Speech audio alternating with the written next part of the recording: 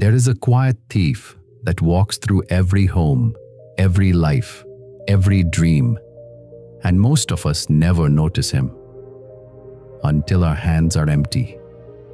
He doesn't steal our money, our possessions, or our gold. He steals something far more precious. He steals our time. We comfort ourselves with that gentle little word, tomorrow, never realizing that every tomorrow we whisper is paid for with a piece of today that will never return. Remember this truth. Time and tide wait for no man. Today's story comes from an old village wisdom, a parable of a poor man, a divine bowl, and the lesson written in gold and dust. It is the story of a man who was given everything he ever prayed for, and yet remained poor until his last breath. Why? Because the gift of heaven means nothing in the hands of one who worships the word later. So sit quietly for the next few minutes, and as you listen, gently ask yourself, am I too holding a bowl of gold in my hands and watching the sun go down without using it? Watch this story till the very end, because the lesson it carries may be the very lesson your soul has been waiting to hear. In a small village, nestled between green paddy fields and a slow-flowing river, there lived a poor man with his devoted wife and their 4 small children. Their hut leaned to one side, the thatch was thin, and the cooking pot was empty more often than it was full. The man was not cruel. His heart was soft, his speech was gentle, and he had never struck his wife nor scolded his children. But he carried a curse heavier than any whip. He was lazy, and he was a slave to the word tomorrow. When the rooster crowed at dawn, he would pull the threadbare blanket over his head. Just a little more sleep. The work can wait. When neighbors went to the fields, he would say, "The sun is too hot today. I shall go tomorrow." When his wife begged him to mend the leaking roof before the rains, he would smile and answer, "There is still time, my dear, plenty of time." And so, while his neighbors prospered, his family sank deeper into hunger. His wife ground the last handful of millet with trembling fingers and wondered what she would feed her children when the morning came. One evening, unable to bear the cries of her hungry children any longer, the wife wrapped her torn shawl about her shoulders and walked the dusty road toward the forest. It was said that a great sadhu had taken his seat beneath an ancient banyan tree at the edge of the woods, and that those who sought his blessing did not return empty-handed. She found him there in the fading light, his white beard touching his chest, his eyes closed in meditation, ash smeared upon his forehead. She fell at his feet and wept. "Guruji," she whispered, "my husband is good of heart, but he wastes every day in sleep and excuses. We are drowning in poverty, and my children's bones show through their skin. Bless us, Holy One. Show us a way before we perish." The sadhu opened his eyes, deep as forest pools, and gazed upon her for a long moment. Then he reached behind him and brought forth a simple clay bowl, plain and unpainted.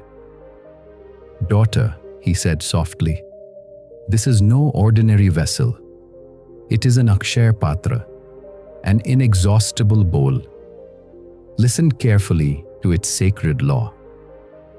She folded her hands and listened with all her heart. "At every sunrise, the bowl shall fill itself with 24 gold coins of the purest metal. But hear this well, daughter. At every sunset, whatever coins remain unspent shall vanish from the bowl as though they had never been. Nothing may be saved. Nothing may be carried into tomorrow's dawn. You cannot keep the coins as they are. You must spend them on food, on cloth, on land, on whatever brings life to your home, or they shall be lost. Her eyes filled with tears of joy. She pressed the bowl to her forehead, touched the sadhu's feet, and ran homeward through the gathering dusk, the bowl clutched against her chest like a sleeping child. When she reached the hut, breathless and glowing, she placed the bowl before her husband and told him every word the sadhu had spoken. The man's mouth fell open. He turned the simple clay bowl in his hands, scarcely believing. 24 gold coins? He whispered. Every single morning? Every morning, my husband, but we must spend them before sunset, or they will vanish. That night, neither could sleep. They lay awake in the darkness, dreaming of all that they would do. A great house with a tiled roof, a herd of cows, fertile land along the river, silken saris for his wife, gold ornaments for the children, a grand wedding for their daughter. They dreamed until the rooster crowed. And then, the first ray of sunlight slipped through the cracks in the wall. Both of them rushed to the bowl. There they were, 24 golden coins, gleaming like little suns, each one heavy and warm and stamped with the seal of some ancient kingdom.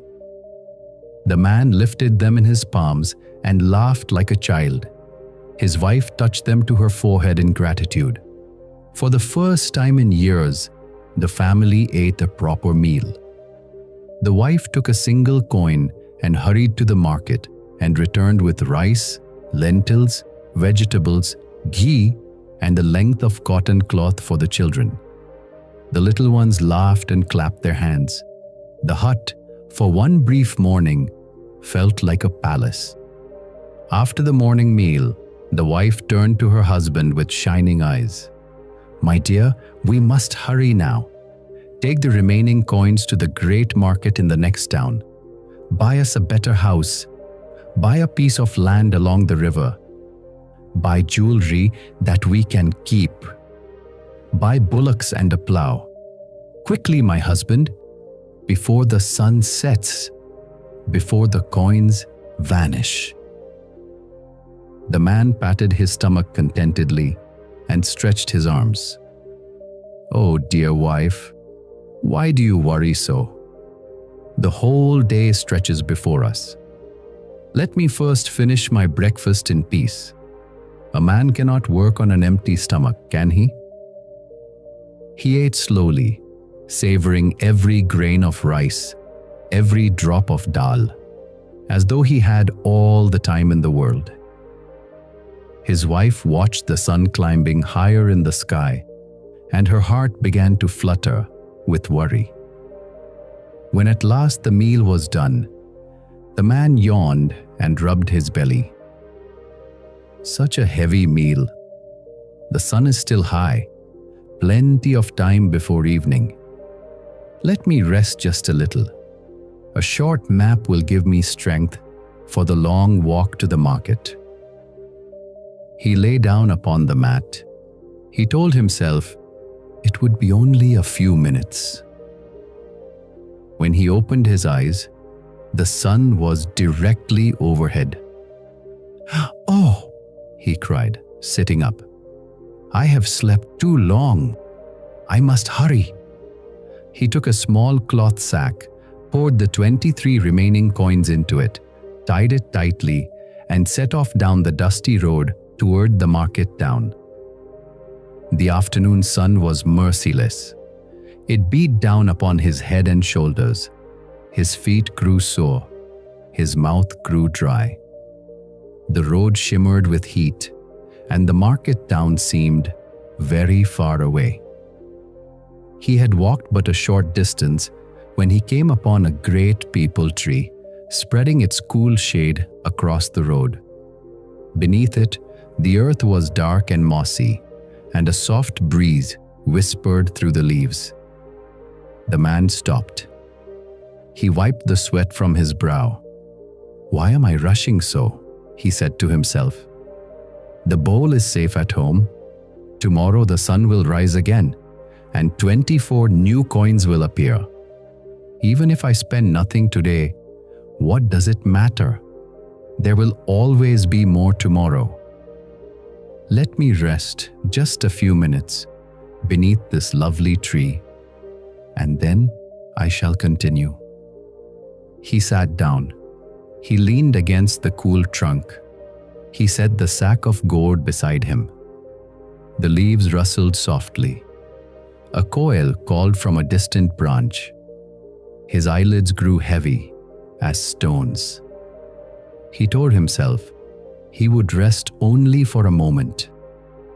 When the man opened his eyes, something was wrong with the light. The shadows had grown long. The peepal leaves above him glowed orange and red. The sky was streaked with crimson and gold, and the great disk of the sun hung low upon the western horizon, sinking. The man leapt to his feet with a cry. "The market! The coins! Oh, fool! Fool! Fool!" He snatched up the sack and ran. He ran as he had never run in his life. His chest burned. His legs ached. The dusty road flew beneath his feet. The market town came into view. The rooftops, the temple spire, the smoke of evening fires. But even as he reached the first lane of the marketplace, the last sliver of the sun slipped behind the distant hills. The sky darkened. The man stopped, gasping, in the middle of the empty street. With trembling hands, he untied the cloth sack and looked inside. It was empty. Not a single coin remained. The gold had vanished, as though it had never been. He sank to his knees in the dust and wept. He returned home in the dark, his head bowed, his sack hanging limp. His wife saw his face and understood, without a word being spoken. She did not scold him, she only sighed and stirred the thin gruel upon the fire. "Tomorrow, my husband," she said softly, "tomorrow you will do better." And when the next sunrise came, the bowl filled itself again with 24 gleaming coins.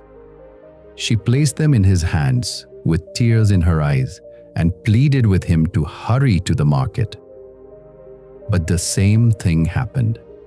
The man ate slowly. He rested briefly. He started late. He grew tired upon the road. He sat beneath a tree and told himself, "The bowl is not going anywhere. Tomorrow there will be more coins. Why should I hurry today?" He closed his eyes for just a moment and woke to find the sun setting, the coins vanishing, the day lost forever. Day after day, this is how it went. Day after day, his wife placed the coins in her husband's hands with hope in her eyes. Day after day, the man returned at nightfall with an empty sack and a heavy heart. The family remained as poor as before. The roof still leaked. The children still went to bed hungry. And the divine Akshaya Patra, which could have made them richer than kings, sat in the corner of the hut as a silent witness to a man's wasted days. One terrible morning, the man rose later than usual and walked sleepily toward the bowl to collect his coins. His foot caught upon the edge of the cooking mat. He stumbled. The bowl slipped from his fingers. It fell. Upon the hard earthen floor, the clay vessel shattered into 100 pieces.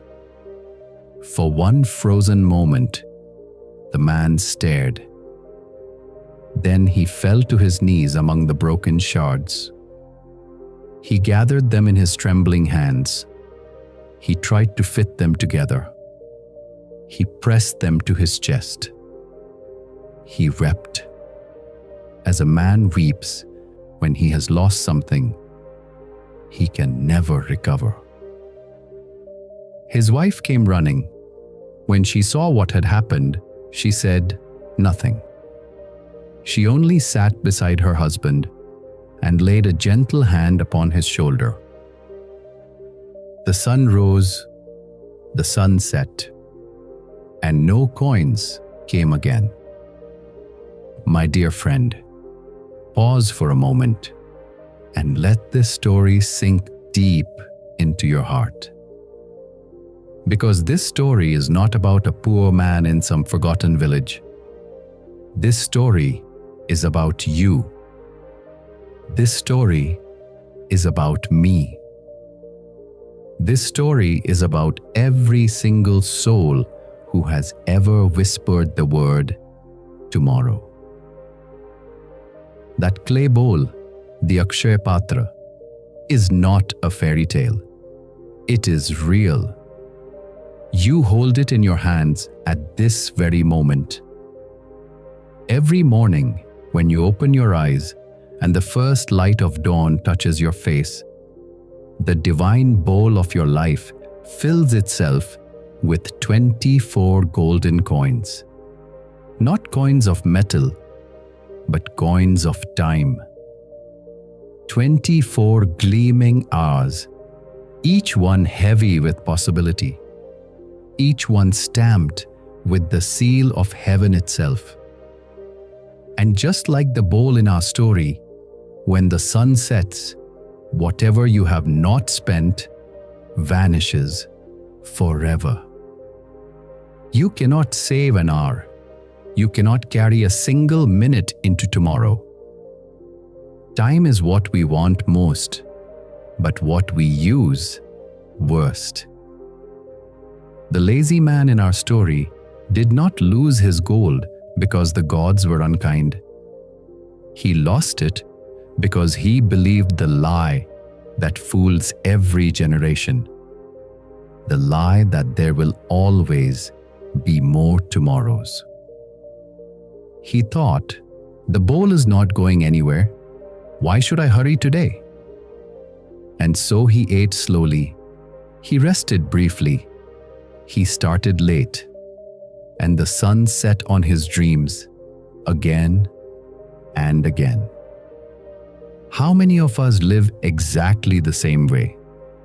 We say we will start the new business tomorrow. We say we will call our aging parents tomorrow.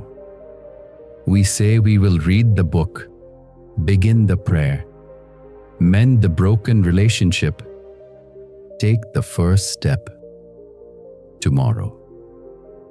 But remember the wisdom of the wise. Procrastination is the thief of time. And remember this even more deeply.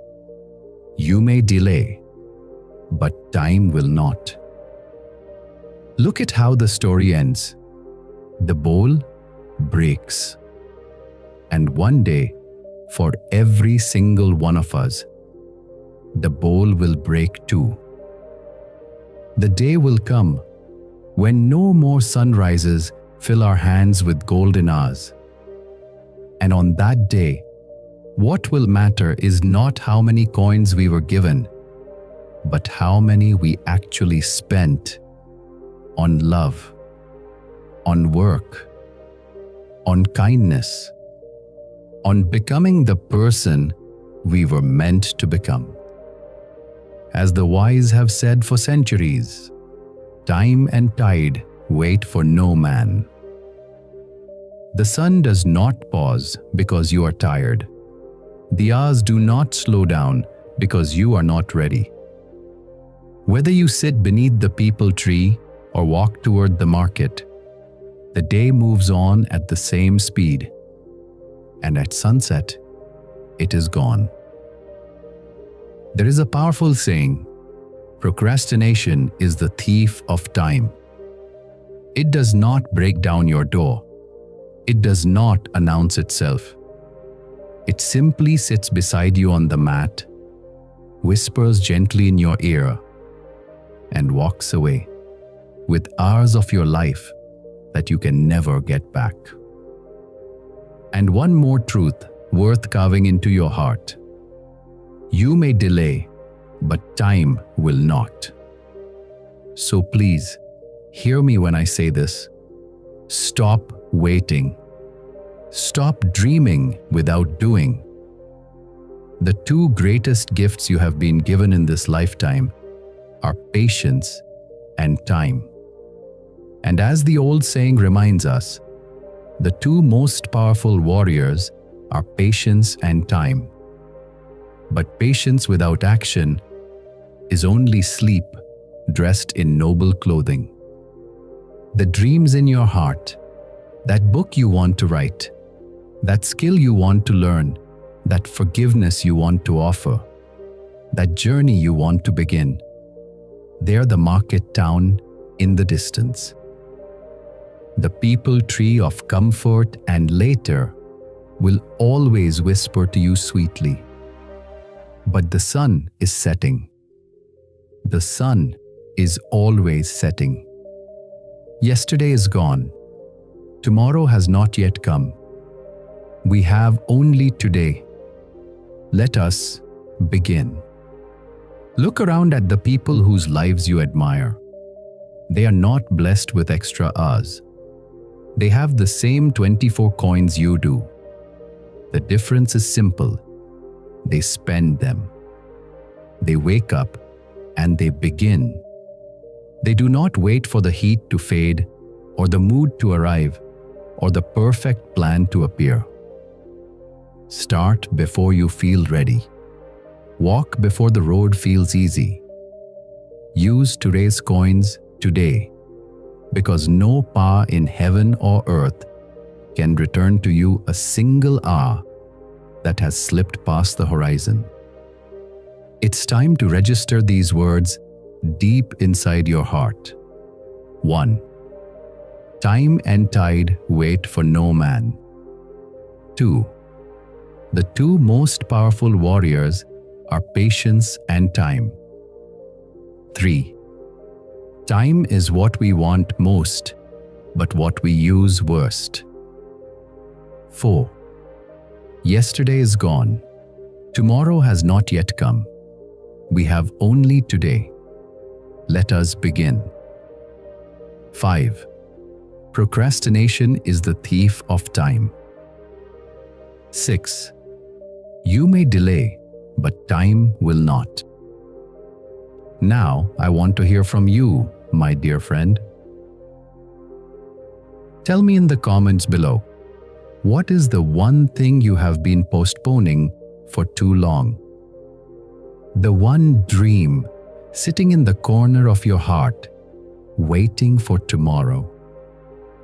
Write it down today and let this be the moment you finally begin. If this story moved something inside you, please like and share this video so it can reach someone who needs to wake up to the value of their time today. There is someone in your life, a friend, a brother, a child, who needs to hear this exact message. Be the one who passes it on. And if you are new here, subscribe to our channel and turn on the notification bell so you never miss a story that could quietly change the direction of your life.